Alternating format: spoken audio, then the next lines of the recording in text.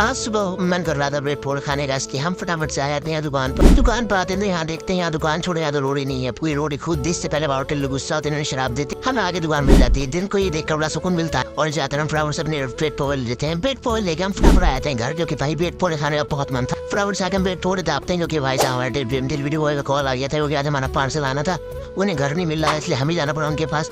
भैया ने पहले अनबॉक्स कर दिया, हमारा पार्सल घर आके दोबारा अनबॉक्सिंग किया, आपके लिए दोबारा वीडियो बनाई, और वीडियो बनाते हुए ये सब चीजें थी। उसमें एक ही फालतू का बॉक्स दिया था, इसमें मैंने क्या क्या भर रखा था, वो जो चीजें हमारी किसी काम की थी नहीं। एक स्टिकर था इसमें, हमने फटाफट से स्टिकर देखा, और ये फालतू की जो रैपर दे रखे थे इन्होंने, कार्ड वगैरह एक तरफ करते हैं, और इसमें भी कुछ तो दिया था, अभी ये तो नहीं बताइए इनका नाम क्या है। और बाकी एक ये चार्जिंग लीड दी थी। फाइनली हमारा नेक बैंड, जो भी इसमें फीचर हैं, जो भी इसकी साउंड क्वालिटी है और वॉइस कैंसिलेशन है, जो भी इसके फीचर हैं, हम आपको कल बताएंगे। ब्लॉग देखते हैं।